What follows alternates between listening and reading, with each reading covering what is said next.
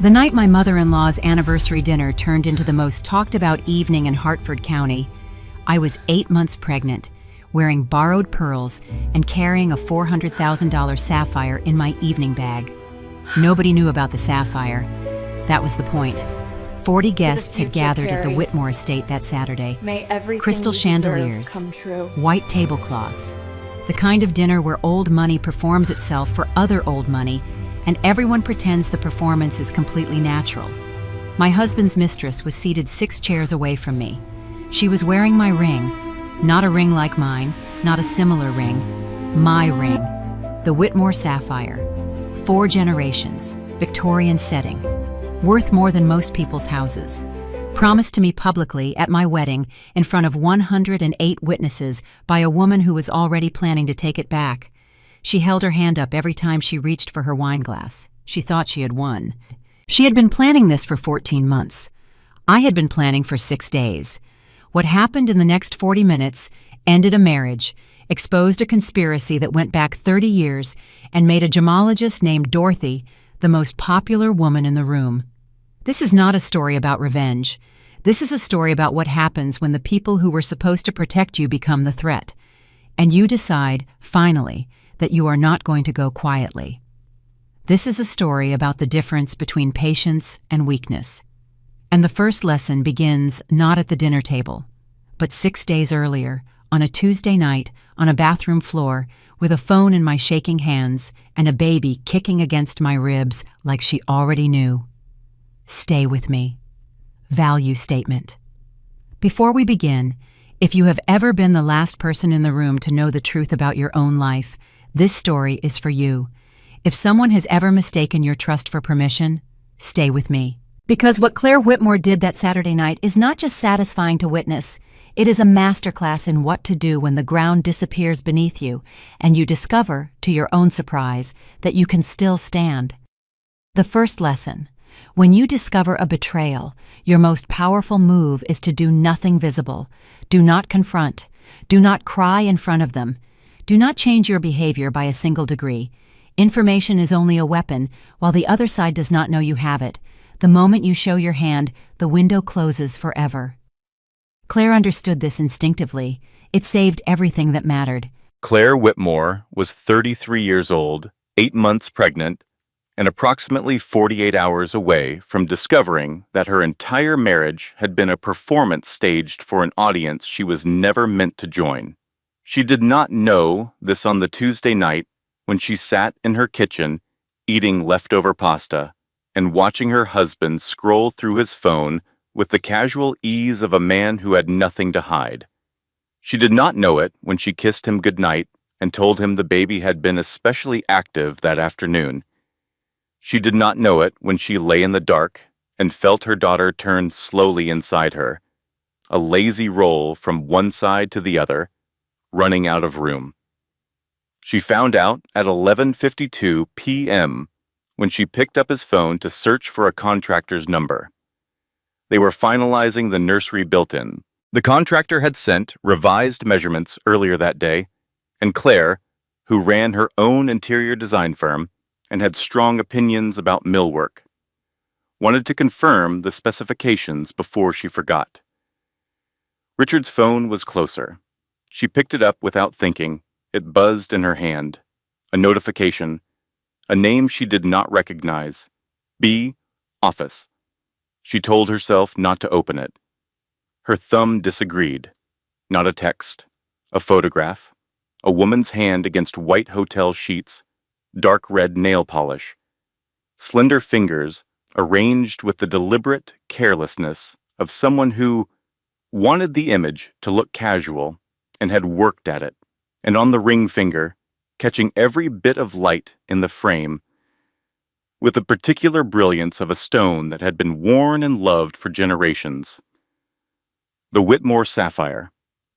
Claire's throat closed. The baby kicked once, hard against her lowest rib, a warning she had received approximately 14 months too late. She knew that ring the way she knew her own heartbeat. She had studied it on her wedding day, held in Eleanor's hands, glowing under the chapel light, Burmese, unheated, late Victorian setting. Eleanor had pressed Claire's fingers around the box and said, in front of everyone, "I am saving this for you. After you give this family the gift it has been waiting for."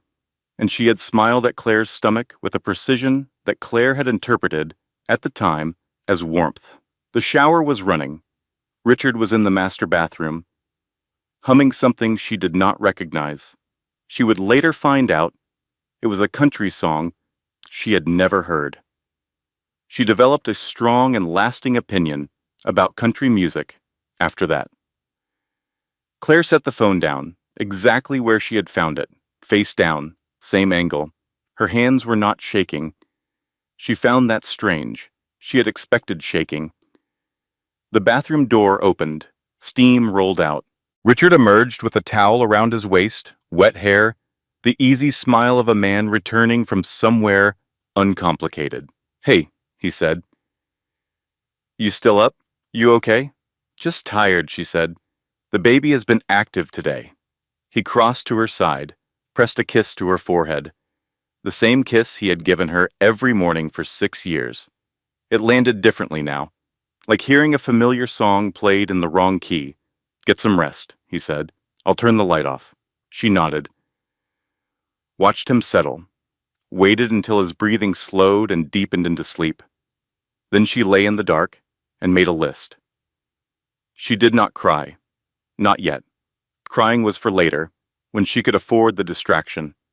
Right now there was only the cold, clear weight of what she had seen and the list growing quietly in her mind, and the baby turning inside her like she was already practicing for a world that was going to require more from both of them than either of them had planned.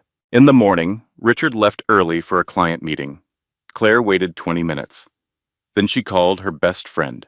Josie Brennan arrived in 40 minutes, in her Navy court blazer, with 2 coffees and the focused expression she normally reserved for depositions. She took one look at Claire's face, set the coffees on the counter, and said, "Tell me everything." Claire told her the phone, the photograph, the ring. Josie did not interrupt. When Claire finished, she opened her laptop, typed a name, and said, "Do you know who she is?" Claire shook her head. "Give me the name from his phone." "B, office," Claire said. "I don't have a low last name." Josie looked at her steadily. Then she picked up her phone and called her husband. Matthew Webb had been doing forensic accounting for divorce cases for 11 years. He was methodical, quiet, and possessed of a specific gift for finding money that people believed they had hidden successfully. He called back in 4 hours. What he had found made Claire sit down and not get up for a long time. A second bank account opened 15 months ago. $81,000 moved from their joint savings in increments carefully designed to avoid attention. An apartment in downtown Hartford, lease signed 13 months ago. 12 days after Claire had sat in an exam room and heard her daughter's heartbeat for the first time and watched her husband cry with what she had believed completely was joy, and a position created at Richard's law firm. Client Relations Coordinator, a role with no predecessor and no job description, paying $54,000 a year, filled by a woman named Ashley Morgan, 27 years old, formerly a hostess at the private club Richard had belonged to for 6 years. The affair had not begun at work. Richard had met Ashley at the club, then billed her a salary, then begun dismantling, quietly and systematically, the life he shared with his wife. And then Claire had gotten pregnant, and the timeline had accelerated. The apartment lease was signed on a Thursday, Josie said quietly. 12 days after your first trimester announcement. Claire looked at the date on the document, said nothing. "I'm sorry," Josie said. "Don't be," Claire said. "Just keep going." She touched her stomach. Her daughter shifted, slow and deliberate, pressing outward against Claire's palm as if checking whether she was still there. "I'm here," Claire thought, "and I am not going anywhere." The worst piece of information did not come from Matthew's financial documents.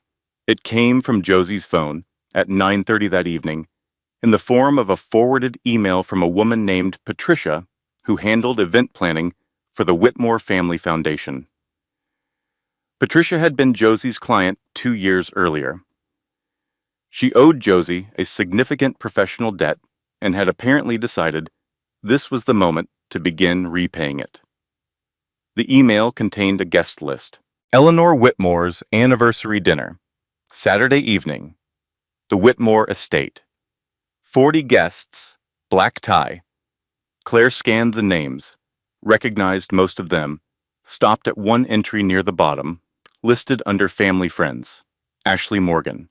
+1, Diane Morgan, mother, relationship to family, future daughter-in-law. She read it 3 times. Future daughter-in-law. She was 8 months pregnant. She had not yet delivered her child. She had not yet been served with divorce papers. She had not yet been told that her marriage was ending. And Eleanor Whitmore had already introduced her son's mistress to their entire social circle with a title. The replacement had not just been planned, it had been scheduled. It had a guest list and a seating arrangement and a dress code. That night, Claire sat alone in the nursery. She had painted it herself in September, working carefully around her growing stomach on a Saturday afternoon while Richard attended what he had described as a client golf event. Sage green walls, because Eleanor had lobbied firmly for pale blue and Claire had quietly, pleasantly held the line on that one small thing. She had told herself it might be a girl. Eleanor's face had flickered with something when she said it. Claire had interpreted that flicker, at the time, as disappointment about the color. She understood it differently now. She looked at the row of small dresses hanging in the closet. Newborn, 3 months, 6 months. She had bought them over the 4 separate shopping trips, stretched across 4 months, because she had wanted to feel the anticipation slowly. "I'm sorry," she whispered to her daughter. "I thought I was building you a family. I was building them a cover story."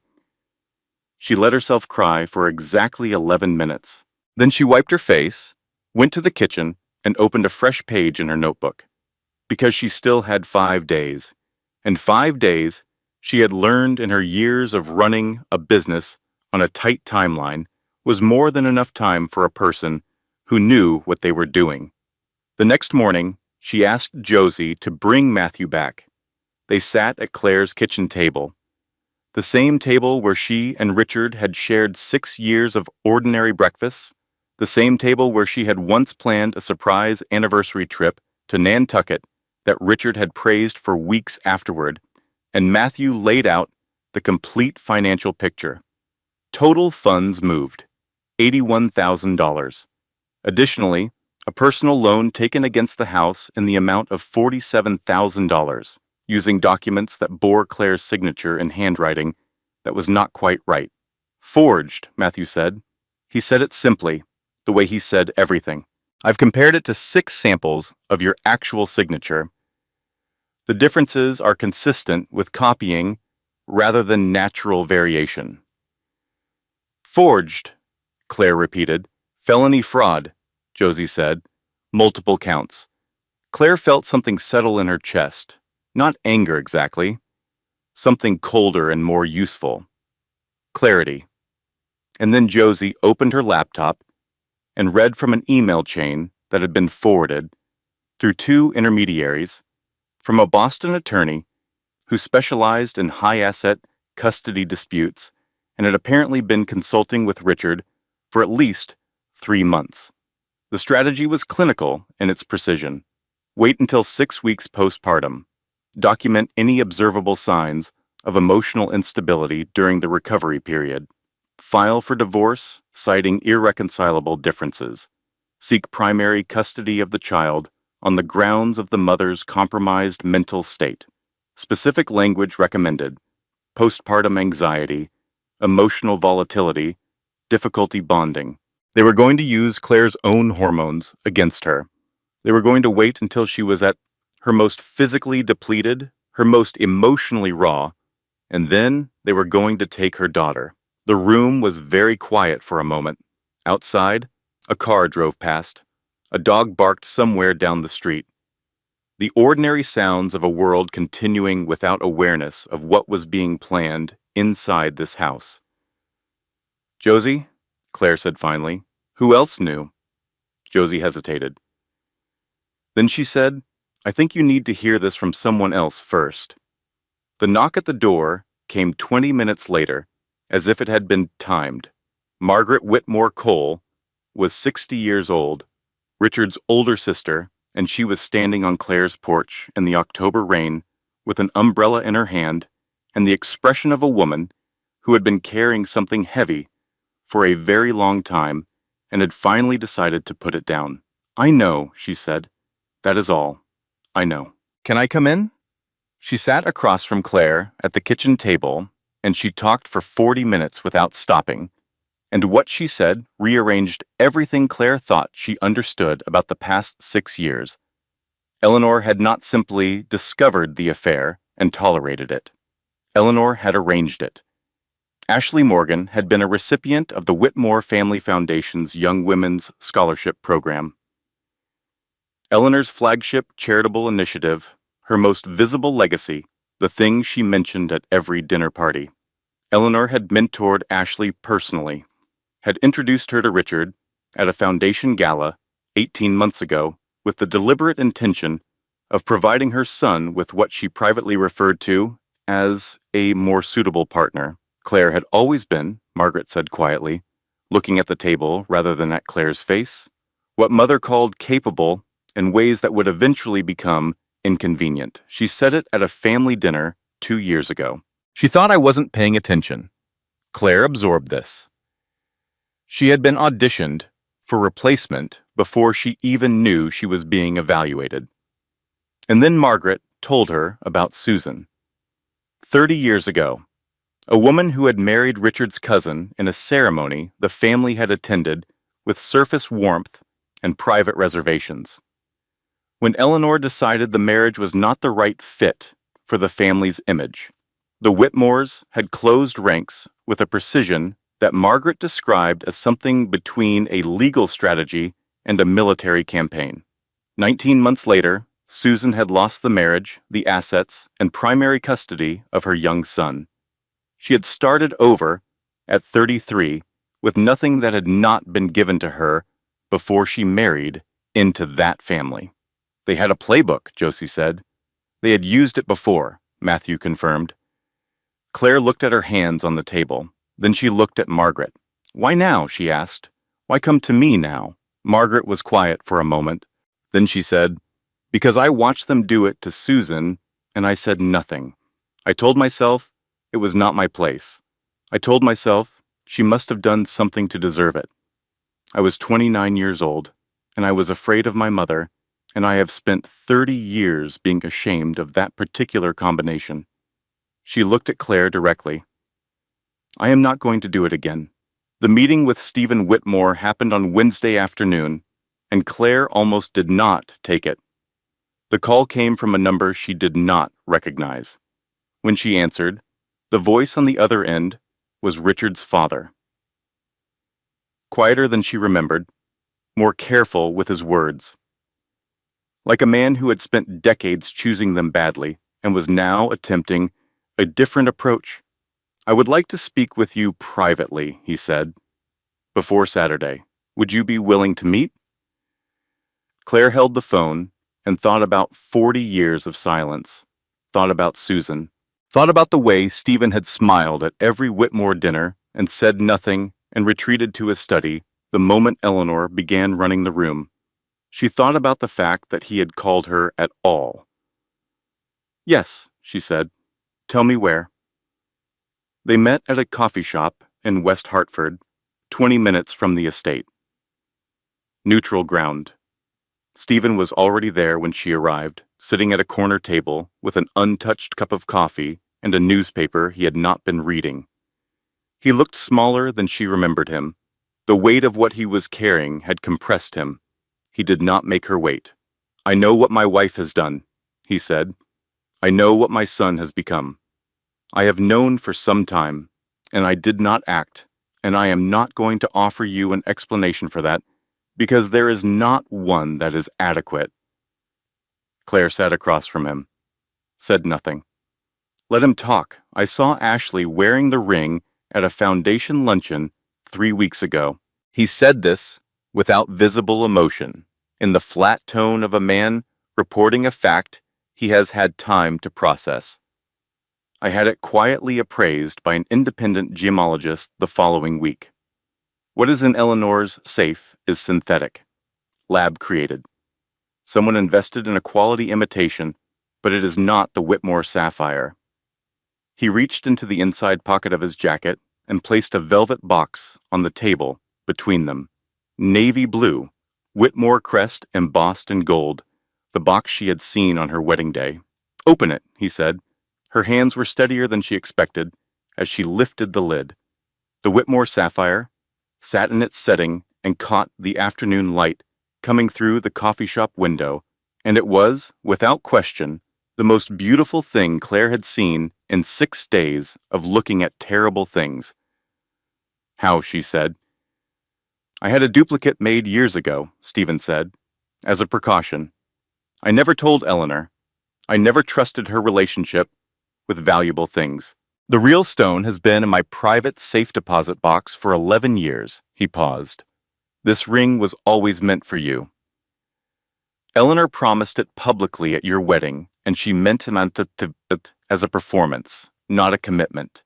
I am giving it to you now as a commitment. It belongs to your daughter. Whatever happens Saturday, it belongs to your daughter. Claire looked at the ring, looked at the man across from her who had spent 40 years watching his wife destroy things, and had finally, at 68, decided to stop. Why, she said again. He was quiet for a moment. Then, because 30 years ago my wife did to my sister's closest friend what she is now planning to do to you. And I was there, and I was silent, and I have been paying the interest on that silence ever since. He stood, placed money on the table for 2 coffees neither of them had touched. Saturday night, he said, whatever you are planning. I will be there. I will do what needs to be done. Then he walked out into the October afternoon, and Claire sat alone for a long time with the velvet box heavy in her hands. She had gone looking for answers. She had found a weapon. Now she needed Dorothy. Dorothy Aldrich had been authenticating estate jewelry in New England for 23 years and had a specific and well-documented professional distaste for the Whitmore family, whom she had long suspected of quietly circulating enhanced stones through their social network under the description of natural gems. She took approximately 4 seconds to agree to attend Saturday's dinner as Margaret's guest from the Arts Council. I will bring my loupe, she said, in the tone of a woman who had been waiting for exactly this phone call. Claire smiled for the first time in 4 days. By Thursday evening, the plan was complete. Matthew's documents organized into folders, 1 per guest. Josie's settlement papers prepared and ready. Dorothy confirmed. Margaret confirmed. Stephen confirmed. Claire sat in the nursery that night and felt, for the first time since Tuesday, something that resembled the distant outline of hope. She made one mistake. She thought the hard part was over. The lesson here, and it is a lesson worth keeping, when you are dealing with someone who has been running the same play for 40 years, your 5-day plan, however good, is always going to have gaps. The question is not whether they will find one. The question is whether you can recover when they do. Claire could. She just did not know it yet. The first catastrophe arrived on Thursday evening at 8:15 p.m. in the form of a phone call from Patricia, the event planner who had sent the original guest list. Eleanor had been making calls all week. The narrative was already circulating through their social network with the smooth efficiency of something that had been carefully worded before distribution. Claire had been struggling emotionally with the pregnancy She had become difficult to be around. Richard was worried. Eleanor had expressed deep concern to several people, in private, with the particular gravity of a woman sharing a confidence about whether Claire was really prepared for the demands of new motherhood. By Thursday evening, 6 guests, who had confirmed for Saturday, had quietly canceled with vague excuses. Patricia read Claire the list of names.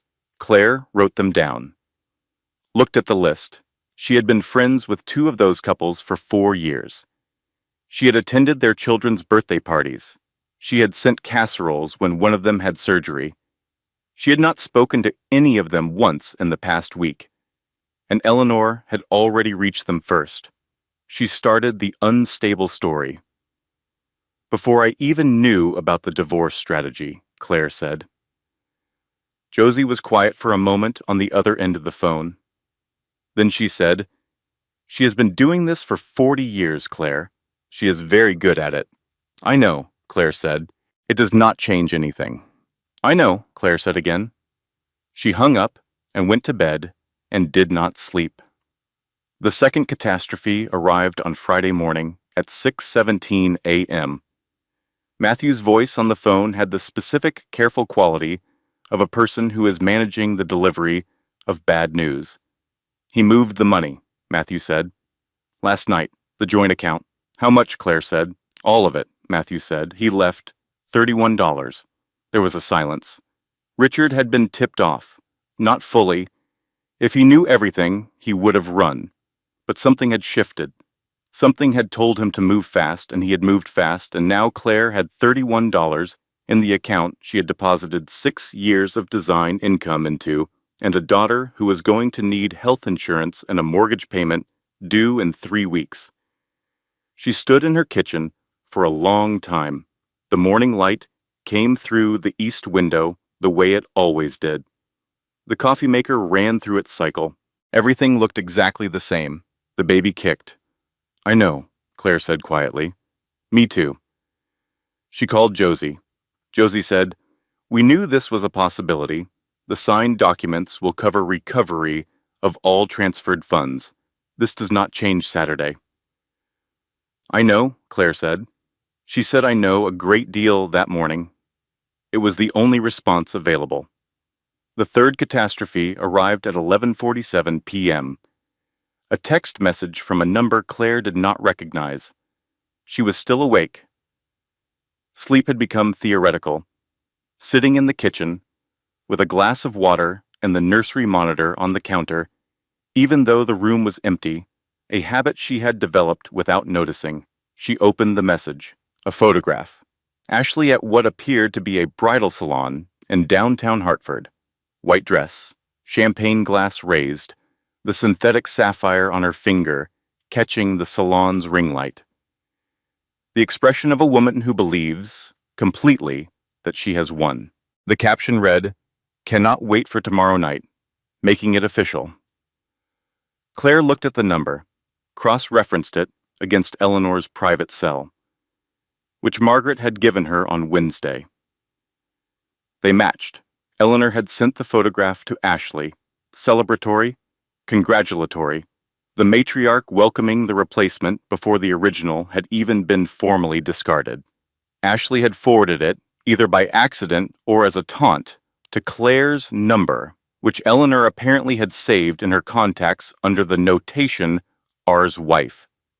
They were not waiting for the divorce. They were announcing the engagement at tomorrow's dinner. Before Claire had delivered, before she had recovered, before she had a single day to orient herself to whatever came after. Claire set the phone down on the kitchen table. She sat in the quiet for a long time. And then she went to the nursery, and she sat on the floor in the dark, and she cried in the way that happens when you have been holding something enormous for 6 days and your arms give out without warning. Not quiet crying, not controlled crying. The kind that sounds like it is coming from somewhere below language, below thought, from whatever part of a person exists before they learned to manage themselves for an audience. She cried until there was nothing left. Then she sat in the silence afterward. She thought about the velvet box in her bag, the real sapphire, Dorothy with her loop, Matthew's folders, Stephen's voice. Whatever you are planning, I will be there. She thought about her daughter, who would be born into whatever world Claire built for her in the next several months, and who deserved a mother who had gotten up off this floor. She got up. She went back to the kitchen. She looked at her list, and she added 3 more items. Saturday arrived gray and cold, the way October mornings in Connecticut often did when they were trying to tell you something. Margaret appeared at 9 a.m. with a garment bag and the expression of a woman who had decided that if her family was going to be dismantled tonight, it was going to be dismantled with excellent tailoring. I had this altered on Thursday, she said, unzipping the bag. I guessed your measurements.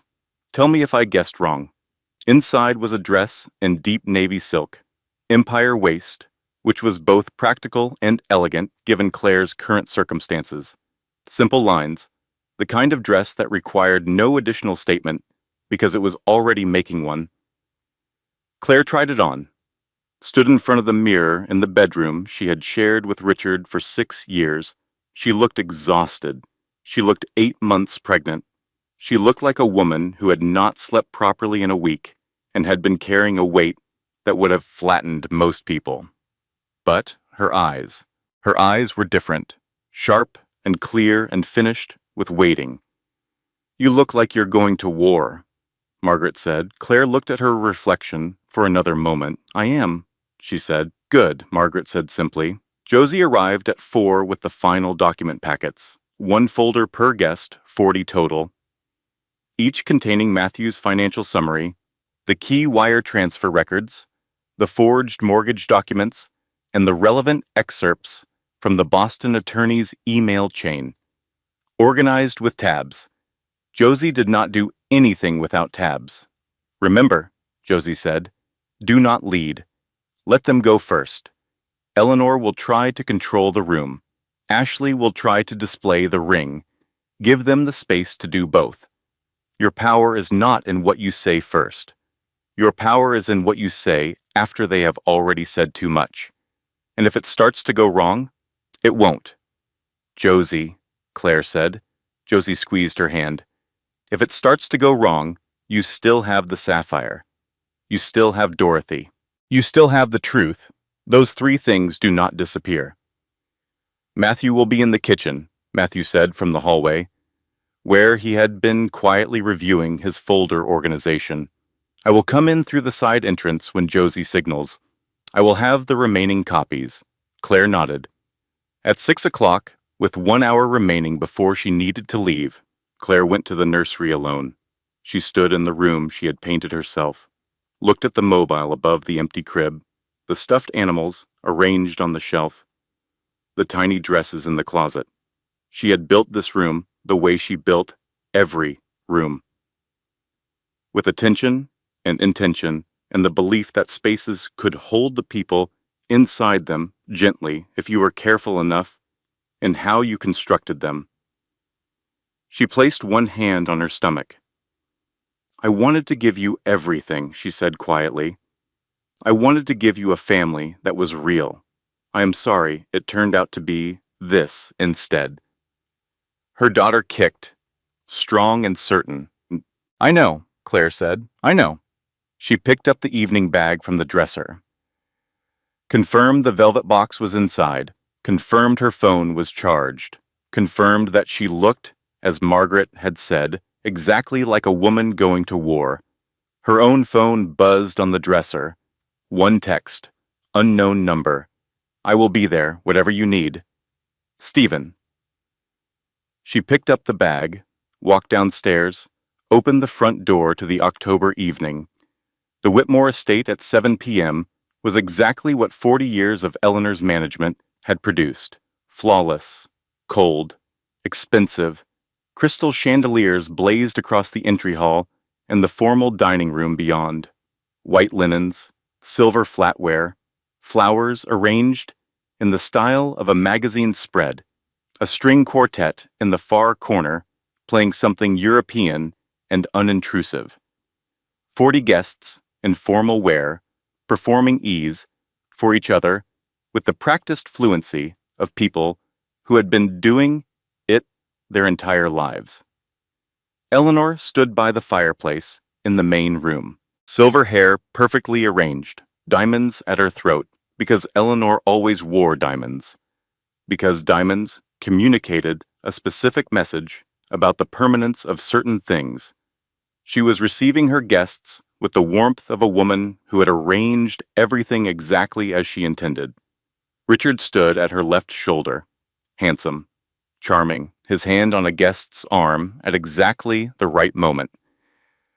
The laugh landing precisely where it needed to land, the performance of a man who had nothing to worry about. And across the room, entering through the main doors approximately 20 minutes after the stated start time, late enough to be noticed, not so late as to be rude, Ashley Morgan. The dress was red, fitted, carefully chosen for visibility. She entered the room the way she had practiced entering it. Claire was certain. Head up, posture open, the right hand slightly raised, the ring catching the chandelier light before she had taken 3 steps into the room. Her mother Diane followed behind her, touching the wainscoting with one exploratory finger and whispering to the nearest hired server about how absolutely gorgeous everything was. Diane Morgan was wearing a fascinator at a formal dinner in Hartford in October. Claire, from her position near the far end of the room, where Eleanor had suggested she stand while greeting guests, watched this entrance with the detached attention of someone who had been awake for 6 days and had arrived at a state of calm that existed on the other side of being afraid. Eleanor noticed Claire immediately, crossed the room with the smooth efficiency of a woman who had been managing spaces for 4 decades. Caroline, she said, with the particular warmth she reserved for people she was neutralizing. How lovely that you came. You look, she paused, wonderful. Thank you, Eleanor, Claire said. You have outdone yourself. The house is beautiful. They smiled at each other. It was the most honest exchange they had ever had. For the next hour, Claire moved through the dinner the way she had rehearsed. The correct questions to the correct people. The appropriate warmth at the appropriate moments. The visible contentment of a woman who had nothing on her mind except the evening in front of her. All while watching. Ashley worked the room with genuine talent. Every gesture oriented toward the ring. Every conversation angled so that her left hand was visible. The ring flash at the water glass. The ring flash at the appetizer. The ring flash at the air. When she laughed at someone's story and touched her own collarbone in that particular way. She was very good at it. But she had made a miscalculation that was entirely understandable, given what she knew about the evening's plan. She believed the audience was hers. She did not know she was performing for someone who had already changed the show. Dorothy Aldrich sat 2 seats to Claire's right at the dinner table, introduced by Margaret to the adjacent guests as an old friend from the Arts Council. A gemologist. Fascinating woman. Dorothy had spent the cocktail hour in pleasant conversation about autumn in New England and the particular challenges of authenticating Victorian-era jewelry, and had given no indication whatsoever that she was the most dangerous person in the room. The first course arrived. Conversation moved through its familiar channels. Eleanor, at the head of the table, steered the room with the skill of someone who had been doing it for 4 decades. Claire watched the ring flash. She waited. The dessert plates were cleared. The room reached the particular relaxed warmth of a dinner that had been well executed and well attended. Wine glasses refilled. The string quartet shifted to something slightly livelier in the corner. Ashley set down her champagne flute. Claire felt the moment change. Ashley turned to Eleanor with a smile that she had clearly practiced until it felt natural. Mrs. Whitmore, she said, and her voice carried in the way she intended it to carry, across the immediate conversation and into the awareness of the nearest 8 guests. I have been meaning to say something all evening. Eleanor's answering smile was warm and prepared. Whatever for, sweetheart. For this, Ashley raised her left hand. The sapphire, the synthetic one, the $2,000 imitation of a $400,000 truth. Tsiostum caught the chandelier light and spread it across the table. Family means everything to me. And knowing this has been in the Whitmore family for generations, knowing I am wearing something that connects me to all of that history, it means I am already home. She turned to Claire. Direct. Deliberate. The fake sympathy arranged across her face with considerable skill. I'm sure you understand, Claire. Some things are simply meant to be. 22 people looked at Claire Whitmore, waiting, some expecting tears, some expecting graceful withdrawal, none of them expecting her to reach into her evening bag. Claire set the velvet box on the table. She did not hurry. She did not perform. She simply opened the box, placed it where the candlelight could reach it, and let the Whitmore sapphire speak for itself. The room went quiet by degrees, and then all at once, and then completely, the sapphire sat in its Victorian setting and glowed with the particular depth of a stone that had been formed underground over a millennium and had survived every human being who had ever claimed to own it. Dorothy, Claire said. Her voice was level, clear. The voice of a woman who had been awake for 6 days and had arrived somewhere past fear on the other side.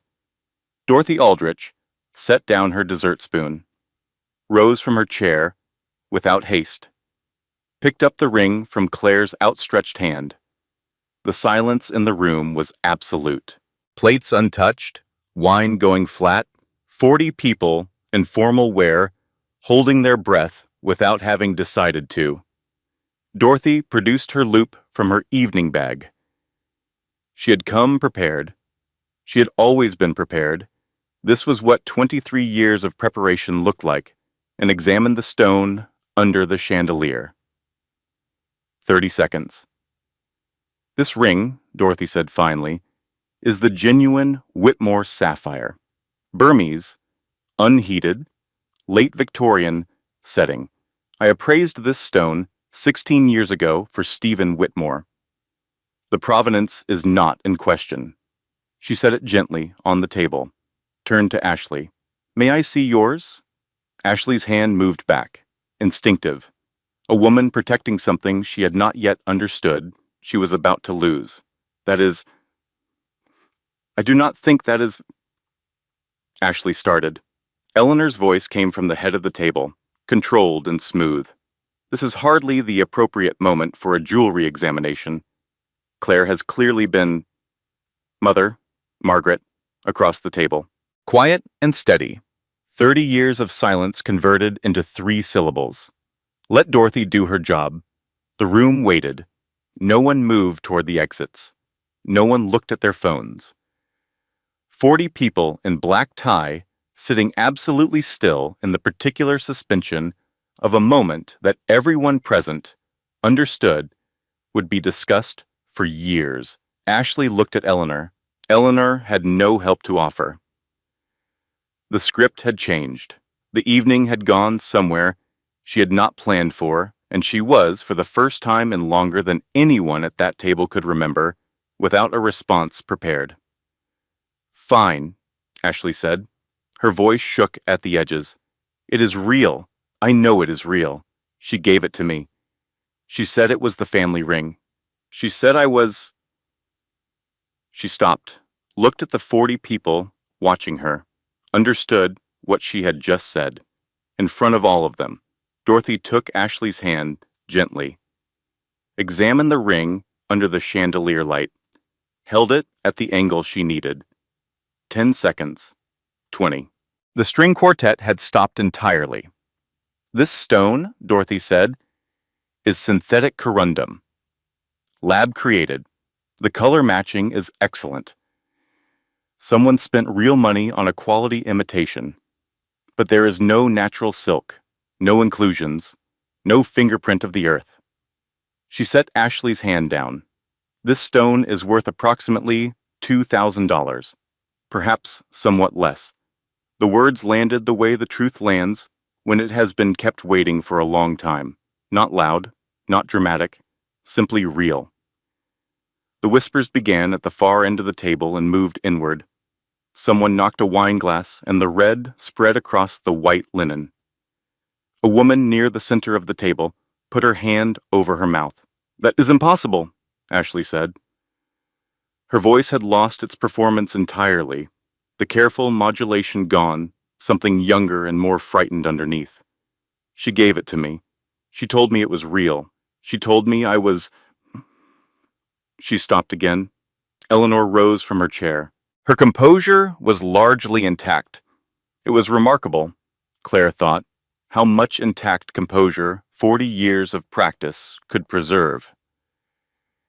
And she began the pivot that she had used her entire adult life, the warm, authoritative reframe, "this is a misunderstanding," delivered in the tone of someone who is above being questioned. "Clearly there has been some confusion about the jewelry. Richard, perhaps you can—" Richard can explain quite a bit. Josie Brennan's voice. From the far end of the table, where she had been sitting in pleasant obscurity for the past 2 hours, she stood. She had a folder in front of her. "While everyone is together," Josie said, in the particular voice she used in courtrooms to indicate that everyone was going to remain seated regardless of their preferences, "I have some documents that might provide some useful context." The side door opened. Matthew came in from the kitchen, carrying the remaining copies in a neat stack, and began distributing them along the table with the methodical efficiency of a man who had organized this moment precisely. Claire watched the guests open their folders, watched their faces change as they read.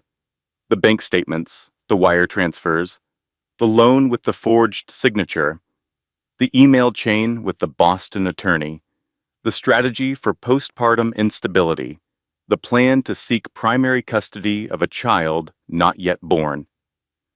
40 people read in silence. Eleanor was still standing at the head of the table. For the first time in Claire's 6 years of knowing her, she was standing at the head of her own table with nothing to say.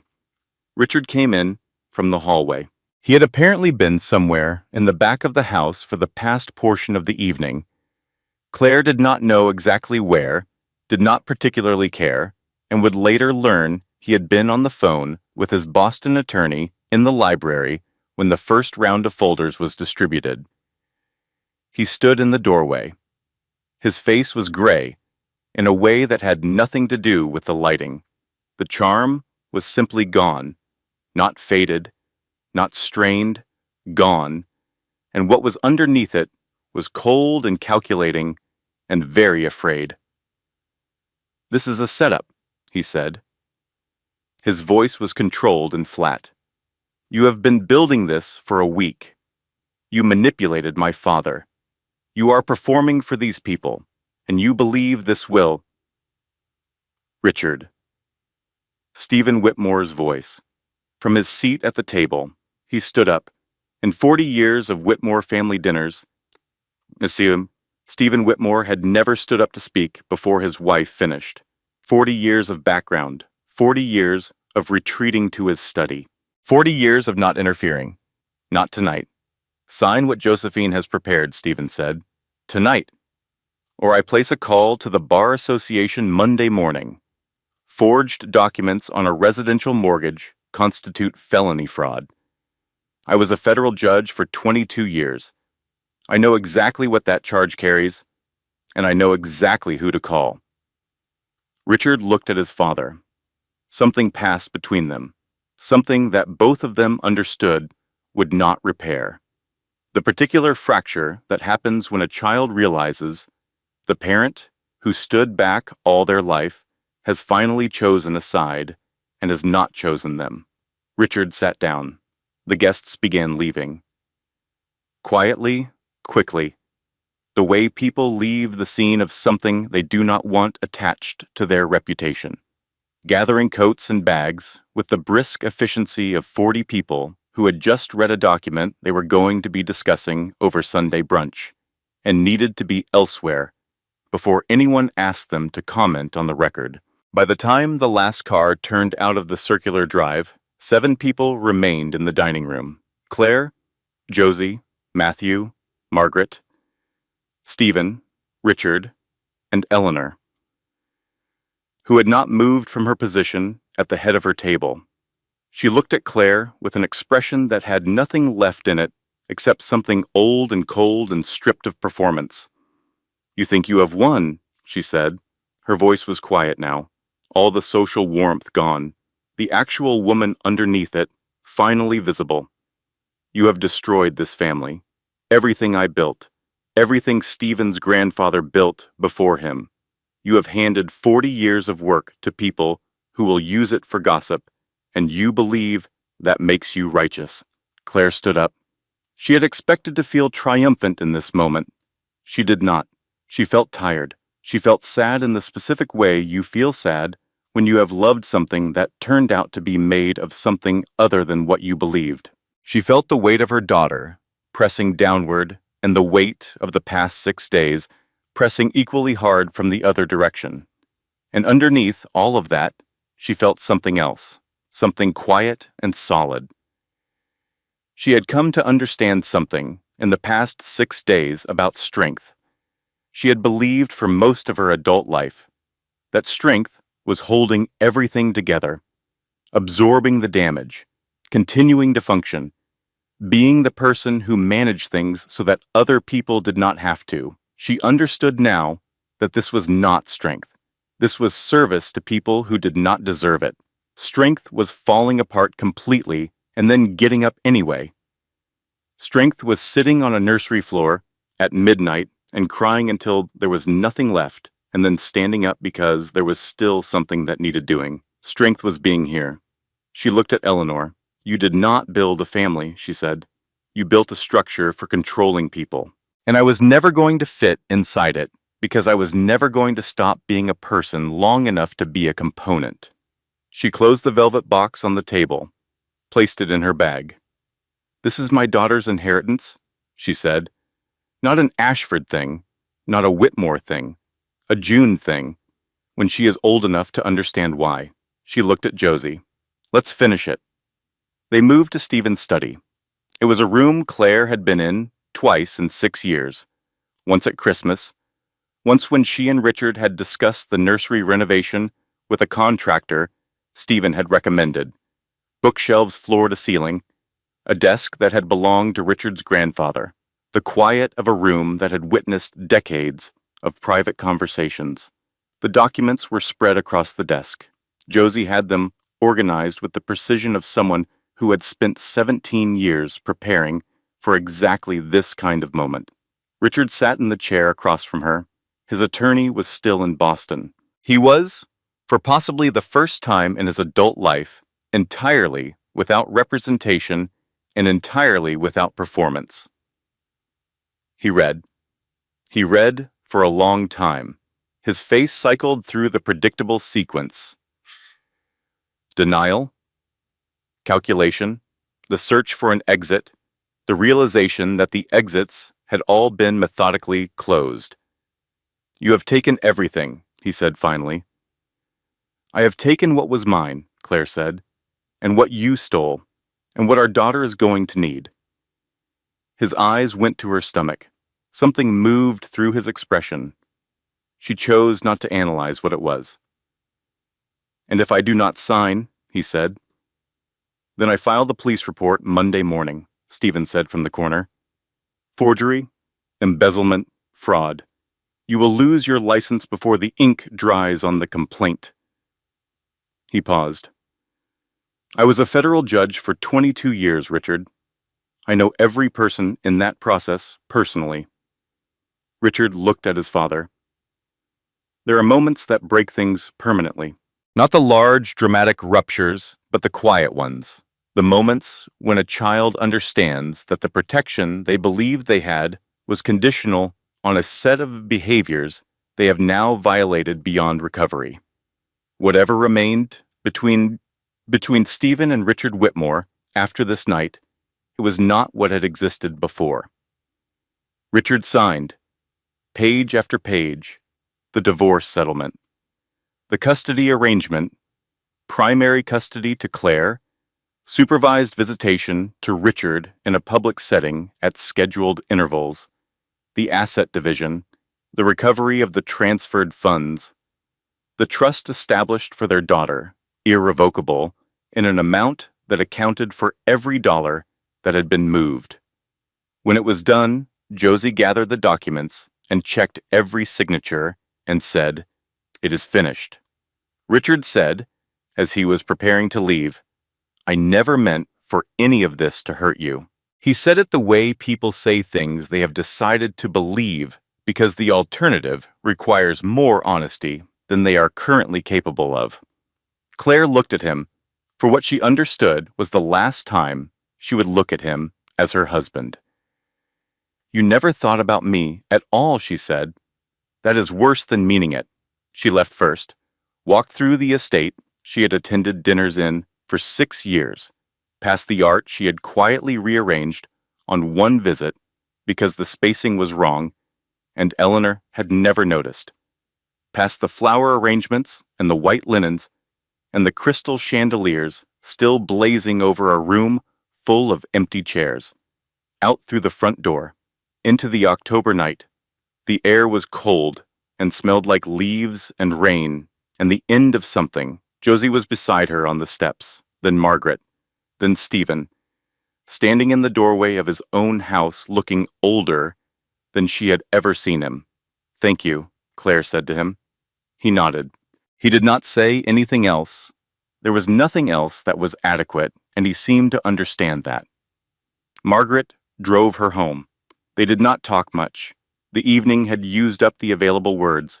At one point, Margaret said, "You were extraordinary tonight." Claire looked out the window at the darkened suburbs passing. "I was terrified," she said. "I know," Margaret said. "That is the definition of extraordinary." 2 days later, at 4 o'clock in the morning, Claire woke up and understood that the timeline had moved. She called Josie. Josie called Matthew. By the time they reached the hospital, the sky was beginning to lighten at its edges in the particular tentative way of an early October dawn. 13 hours. It was hard, and it was fast, and there were moments in the middle of it when Claire was somewhere entirely past language, past the past 6 days, past everything except the single, immediate demand of what her body was doing. And then, at 5:17 in the afternoon, her daughter was placed in her arms. Dark hair, eyes that had not decided their color yet, fingers that gripped with the conviction of someone who had already determined that holding on was the correct strategy. "Hello," Claire said. Her voice came out different than she expected. Softer, lower, the voice of someone meeting the person they have been waiting for. "I have been waiting for you," she said, "for a very long time." Her daughter looked at her face with the concentrated intensity of a person encountering something entirely new and deciding, after a moment of careful assessment, to stay. Claire named her June, after nothing specific, after the month that always felt like the beginning of something, the month when the year finally commits to itself. Matthew had brought terrible hospital coffee. Margaret sat in the corridor for 11 hours without complaint. Stephen arrived at dawn with a box of pastries from a bakery he had driven out of his way to reach. He sat in the waiting room, and he did not open the book he had brought, and when the nurse came out to tell him the news, he cried in the quiet way of a man who had been storing things up for a long time. Josie held Claire's hand during the parts that required it, and did not say anything that needed to be said. The months that followed were not easy. Let us be honest about this, because the honest version is more useful than the version where everything resolves cleanly the moment the papers are signed. There were weeks when the design firm was so slow that Claire ran the numbers 3 times looking for something she had miscalculated. There were nights when June would not sleep, and Claire stood in the sage green nursery at 2 in the morning, holding her daughter and feeling the particular exhaustion of a person doing everything alone that was previously done in partnership. Even a false partnership. There were moments when she drove past a restaurant she and Richard had liked and felt something that was not grief exactly, but lived in the same neighborhood. She let herself feel all of it. She did not let any of it stop her. The design firm did not stay slow. Word traveled, in the particular way that word travels through certain social networks, about the woman who had sat at Eleanor Whitmore's dinner table and kept her composure under conditions that would have undone most people. Claire received 3 referrals from guests who had been present that Saturday, then 4 more. Then a call from a boutique hotel developer in the Arts District who said he had heard she was exactly the kind of person he wanted on a major renovation project. She took the commission. Eleanor's social standing did not survive the dinner party. 40 people had read those documents. 40 people had watched the Ring authentication. 40 people had a story that was considerably more interesting than whatever revised version Eleanor offered from Scottsdale. The Whitmore Foundation Board asked her to step back, pending a review of grant allocation practices. She resigned before the review began. She moved south and began rebuilding, and the people who knew her well understood that she would probably succeed because Eleanor Whitmore had never in her life stayed dismantled. But the 40 people who had been in that room would not be the audience for the new version. Richard surrendered his law license pending the forgery investigation. He avoided criminal charges through complete financial restitution and a civil settlement that satisfied the bar's requirements. He lived in a rental apartment and came to his supervised visitation appointments with the inconsistency of a man who had not yet decided what kind of father he intended to be. Claire did not decide for him. She held the space for June. What Richard did with it was his. Ashley Morgan called once, 4 months after the dinner. She did not ask for anything. She said only, "I believed him. I know that does not fix what I was part of. I needed you to know that I did not know the whole truth." Claire listened to all of it. She did not forgive immediately, but she acknowledged. 2 women who had been handed the same lies in a different order. That was not friendship, but it was something true. The Whitmore sapphire sat on the shelf in Claire's office in its velvet box. Not on her finger. She was not ready for that. But present, visible. A reminder every time she looked at it of what truth costs and what it is worth. Josie's legal pad. Destroy them in teacher handwriting across the top. Was framed between 2 design awards on the opposite wall. 3 clients had asked whether it was for sale. The answer was no. Some things are not for sale. 1 year later, a Tuesday afternoon in October. 1 year, almost to the day, June was in her bouncer on the office floor conducting a methodical and apparently deeply satisfying investigation of a board book about farm animals. She had recently become mobile in the particular lurching way of a person who has not yet fully committed to upright locomotion, but has strong opinions about where she wants to be. Claire was at her desk reviewing specifications for a residential project when Josie called. "Did you see?" Josie said. "What? The foundation. 7 former scholarship recipients. Civil suit filed this morning, alleging misappropriation of grant funds over 11 years. Claire was quiet for a moment. "The playbook," she said. It went further than we knew. It always does, Josie said. With people like that, it always goes further than anyone knew.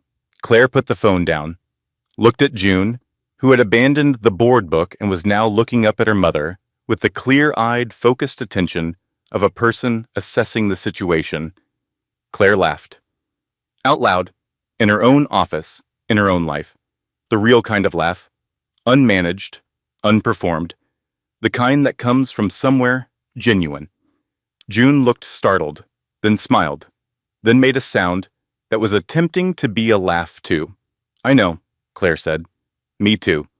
She thought about the woman she had been a year ago, 8 months pregnant on a bathroom floor, holding a phone with shaking hands, trying to understand how the life she had spent 6 years carefully building had turned out to have no foundation. She thought about Tuesday nights in the nursery and the list she had made in the dark and the 6 days that had required more of her than anything had ever required before. She thought about sitting on that nursery floor at midnight and crying until she was empty, and then standing up because there was still something that needed doing. This is what I know now, she thought. This is what I wish someone had told me before any of it started.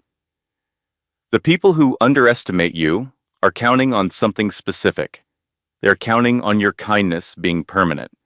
They're counting on you absorbing the damage and adjusting and continuing to hold things together the way you always have, the way that came naturally, the way that never cost you anything visible, even when it cost you everything underneath. What they do not account for is the moment you realize that your kindness was never weakness. It was patience. And patience, when it finally runs out, is the most dangerous thing in the world to have wasted. June pulled herself to standing using the leg of Claire's desk, wobbled, found her balance, and stood there with the expression of someone who has just discovered something important about themselves. Look at you, Claire said. June looked very pleased about it. So did her mother. If this story reached you today, leave a comment and tell me the moment you decided your patience had run out. Your story matters. And this community grows stronger when we are honest with each other about what we have survived. If you are new here, subscribe and turn on notifications. Every week, real stakes, real drama, and the quiet, fierce strength of women who refuse to stay broken. Share this today with someone who needs to hear it. Until next time, remember, they were counting on you being quiet. Make some noise. This content was carefully researched, developed, and manually edited by our team to deliver meaningful storytelling and valuable life lessons to our audience. Every word was written with intention. Every scene was designed to resonate. Thank you for being here. Thank you for listening until the very end.